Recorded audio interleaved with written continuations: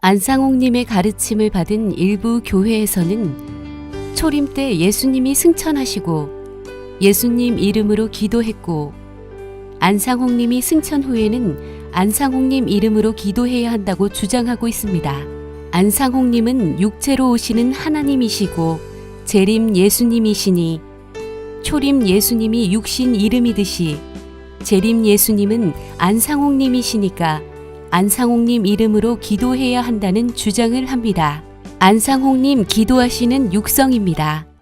거룩하시고 신령하신 아버지 하나님, 오늘은 여호와의 거룩한 안식일 오전 시간에도 흡족한 은혜의 축복을 날려주셨고 오후 저녁 소재 3시 기도 시간을 통해서 또 저희들에게 이 귀한 시간을 허락하여 주신 것 진심으로 감사드립니다. 이 시간에도 하늘문을 여시고 하늘로부터 신령한 축복을 풍성히 내려주시고 저희들은 그 축복을 받을 수 있는 우리 마음의 그릇이 준비되게 하여 주셔서 오늘의 이 거룩한 안식일을 헛되이 보내거나 복을 받지 못하는 일이 되지 않도록 당신의 백성들에게 흡족한 은혜의 축복을 풍성히 내려주시고 저희들은 그 축복을 마음껏 받아들이게 하여 주셔서 영원한 영생에 이룰 수 있는 생명의 양식으로서 흡족한 은혜가 되게 하여 주시옵소서. 이것뿐만 아니라 전국에 있는 당신의 백성들 어느 곳에든지 당신의 백성들이 모여있는 그곳에 혹은 교회나 가정이나 또는 비록 홀로 있더라도 또 두세 사람이 내 이름으로 모이는다고 그들 중에 있겠다고 하신 그 말씀 그대로 이행하시고 축복하여 주시옵소서. 마귀절기에 줄타지 못하게 하시옵소서. 또 혹 삼식지 못한 당신의 사랑하는 자녀들 위해 다 우리가 받는 은혜의 복을 한 가지로 받게 해주셔서 다 하늘나라에 들어갈 수 있는 하나님 백성을 또 은혜에 주시옵소서. 이러한 시간 마귀절기에 줄타지 못하게 해주시고 각자 신령의 주의 성령의 역사가 함께 해주셔서 진리의 말씀을 분별할 수 있는 귀한 시간 되게 해주옵소서. 예수 그리스도의 이름으로 기도드리옵나이다. 아멘. 마태복음 28장 19절. 그러므로 너희는 가서 모든 족속으로 제자를 삼아 아버지와 아들과 성령의 이름으로 세례를 주고 내가 너희에게 분부한 모든 것을 가르쳐 지키게 하라. 따라서 성부시대는 여호와 하나님, 성부시대, 성자시대, 성령시대, 시대별로 구원자가 있으니 자연스럽게 성령시대는 안상홍님 이름으로 기도해야 한다는 주장을 합니다. 하지만 성경에서 성령시대라고 하는 것은 늦은 비 성령의 능력이 나타나서 가을 농작을 다 거두는 시대를 가르쳐서 성령시대라고 합니다. 선생님의 저서인 라오디게아 보내는 기별에 자세히 나와 있습니다.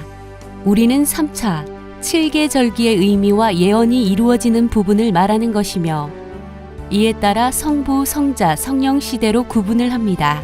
성부 시대는 무교절에 하나님의 능력이 나타나시고 성자 시대는 맥추절에 하나님의 능력이 나타나시고 성령 시대는 추수절에 하나님의 능력이 나타나는 것을 말하는 것입니다.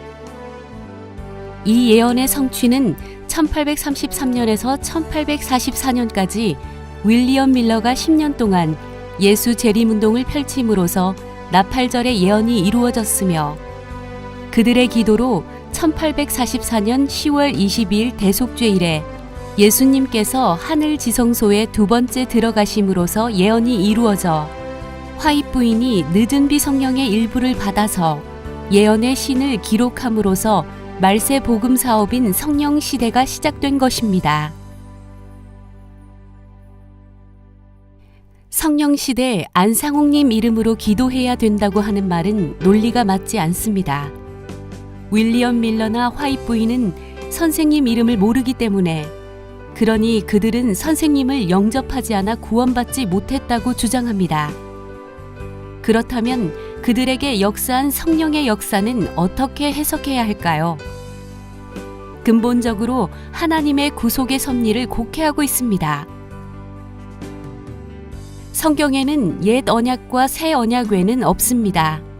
옛 언약에는 여호와 하나님, 새 언약은 예수님 외에는 없습니다. 요한복음 14장 26절. 보혜사 곧 아버지께서 내 이름으로 보내실 성령 그가 너희에게 모든 것을 가르치시고 내가 너희에게 말한 모든 것을 생각나게 하시리라. 예수님께서 승천하셨다가 다른 이름으로 오시는 것을 가르쳐서 보혜사를 보내시겠다고 말씀하신 것입니다. 안상홍님은 다시 오신 예수님이며 새로운 것을 세워준 것이 아니라 종교 암흑세기 동안 빼앗긴 것을 찾아주신 것입니다.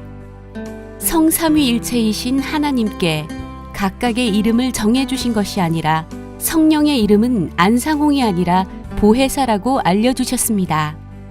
안상홍님이 가르쳐주신 침례식 행사 순서입니다. 만약 안상홍님 이름으로 침례식을 행한다면 초림 때 사도들이 침례식 할 때 안상홍님 이름을 어떻게 알아서 했고 안상홍님께서는 자신의 이름으로 하지 않고 성령 보혜사의 이름으로 침례식을 행하셨겠습니까? 요한계시록 2장 3장 12절에 나오는 흰돌을과 새 이름으로 주장하는데 이 구절의 공동의 특징은 사도 요한이 반모섬에서 계시를 볼 때 아시아 7교회에 편지하면서 각 시대 교회 이기는 자들에게 내리는 상을 말한 것입니다.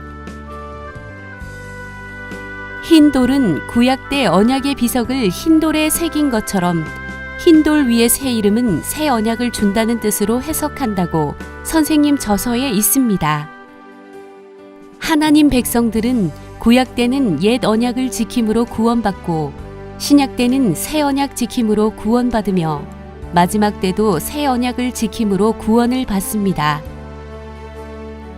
성령 시대라 안상홍님 이름에 특별한 의미를 부여하는 것은 그분이 누구인지도 모르기 때문에 생기는 문제입니다. 마지막으로 선생님 육성 설교 들으면서 마치겠습니다. 우리는 성경을 봐도 뚜렷한 사실이 예수님이 새 언약 주신 그 새 언약을 우리에게 가르쳐 주신 것이 분명하고 또 역사가 있습니다.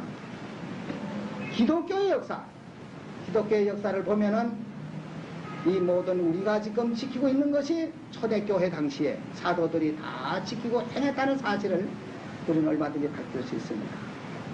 그래서 우리는 예수를 믿는 사람들이에요. 예수를 믿는 사람.